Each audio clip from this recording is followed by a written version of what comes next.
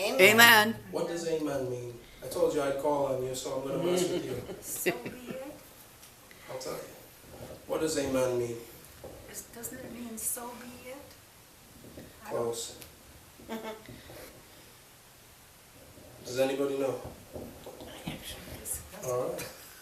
Means it is done. Okay. The Or so end. be it, or it is done. It's actually trifold meaning. It means it's done. And we use it in the sense, or we use it a similar saying today. It's consider it done, or it's finished. If I was to be requested to do something, let's say a simple chore, take out the trash, I could say it's done. You know, as in it's as good as done, it's taken care of, it's been complete. No, it hasn't been done. It's something, it's a promise, Okay. it's assurance that it will come to pass. But amen also means it is finished, or it is done. Again, going to it is done. It is done. So when he said to glorify me, and again later on, let me read it. I'll just read it. It says, glorify your Son, that your Son may glorify you. Amen. It says, as you have given him power over all flesh, that he should give eternal life to as many as you have given him. Right here, when it says, as you have given him power over all flesh. Power over all flesh to do what? Well, it actually just explains it. He's given him the power in order to present them with the opportunity of inheriting eternal life. That's what it says. Right. Power over the flesh, that he should give eternal life to as many as you have given him. Again, just going back to what he's thinking at this time, knowing that the cross is what he would soon have to bear. It's just amazing, because he says that you've given him, or that he has been given this power in order to withstand what he is about to go through. And I told you that one of the revelations that the Lord showed me of the cross, that it was the altar where the sacrifice had to be made.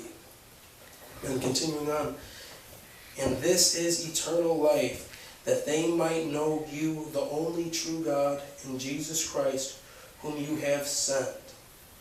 I have glorified you on the earth. I have finished the work which you gave me to do. Now that's going back to what I just told you about him saying that the work is done, that it has been complete. You know, this is just him foreshadowing the events to come. See, Jesus was so focused and set, his mind was so oriented and completely obsessed with the task that he had to complete, that to him it was already done, that there was no other option, that this is what he had to do. Amen. It says, I have glorified you on earth, I have finished the work which you gave me to do. And now, O Father, glorify thou me with thine own self. Hold on one moment, please. Amen. With thine own self, with the glory which I had with you before the world was. See, a lot of people, and again, going back to the ones who deny the divinity of Christ, it's hard to, I don't see how they're able to read the Bible and deny the divinity of Christ unless they're not reading. Because we see right here that he was divine because he shared in the glory of the Father in the beginning. He says it himself. With the glory which I had with you before the world was. Implying Christ. We also know the passage where it says, he who comes, or he who is from above is above all things, right? Right, amen. Moving on, he says, I have manifested your name unto the men which you gave me out of the world. Yours they were, and you gave them to me, and they have kept your word. Now, what is he referring to when he speaks about, God giving him, these people from the world?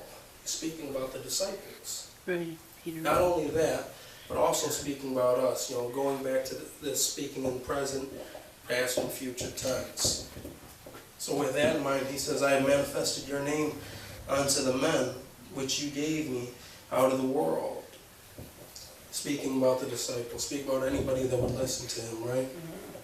Now, what is it about, why is it that Jesus says your name? Why is it that he mentions your name? Now then, for those of you who don't know, obviously, the name, or God's name is Yahweh, right? Yes. The question is, what does that translate to in English? What does that mean? We know, well, from my studies, Yahweh means I am. Who will he say that sent me? Say, I am who I am. And this is what we find out what Yahweh means, or what we translate to as Jehovah today. I am, when we say shalom, when I said Jehovah Shalom, or shalom meaning peace, I am peace, Jehovah Shalom, peace. Jireh, provider, the one who provides your needs. I am the provider, is what he's saying. I am, hello, the Lord is my banner. Jesus is the perfect, exact nature of God, because he is God. Because we know from reading the first chapter of John, in the beginning was the Word. The Word was with God, and what's the next one? The Word was God. And the Word was God. So when his whole entire life, walking on earth, was showing them the attributes of God. When they say, well, who's the Father? I mean, what does the Father look like? He said, you've been with me this whole entire time and you don't know. Because this was his goal. His goal was not only to live a perfect life so that he could be that perfect sacrifice, but to do it in front of people, to set the example.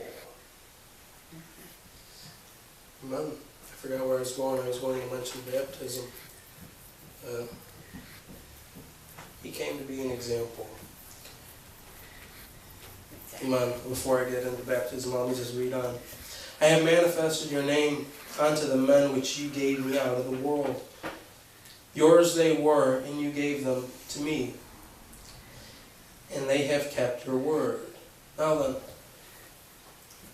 when it says that, that these people were his, but then they were given unto Jesus, what does this mean? Or does this mean that God specifically forced and changed the mind of these people so that they would follow Christ? Absolutely not. They were able to see Christ, and they were able to somewhat spiritually know who he was. Now, and I've said it once, and I'd say it again, that I don't believe in atheists. Because the Bible teaches us that everybody is given a measure of faith. Right. And that is given to us by God. We're born with it. It's instilled in us. So when he says, or yours they were, and you gave them to me, that their spirits were able to bear witness and know, to some degree, to be compelled to follow him. I mean, if you were, think about your job. Think about your livelihood. I'm thinking about Peter when I give this illustration. A fisherman, somebody who's currently at work. He's on the boat. He told them where to catch the fish. So obviously the man who's working. Imagine you were on your job and somebody were to come to you and say, follow me. And you would just drop everything and go. Something about Jesus. They knew. They knew. That's why when Jesus asked Peter, who do you say that I am? He was able to tell him the Christ, the anointed one. And he said, nobody told you that. He was trying to show them. Amen? Amen. See, well, I wasn't going to teach on this, but I'll talk a little bit about it. There are such things as spirits, right? We know that there are spirits of depression. We know that there are spirits of greed. There are spirits of lust. There are spirits of anger and what have you. And if we are sensitive, if we choose so to get closer to God, we are able to perceive these things. I remember there was one, I shared the story before, I'll share it again. I was up here praying for a sister, and the Lord showed me, told me to tell her that there is jealousy about you, and if you don't deal with this jealousy, it'll hinder your relationship with Christ. So I told her that. I told her exactly what I just said. There's a spirit of jealousy about you. It's going to hinder your relationship if you don't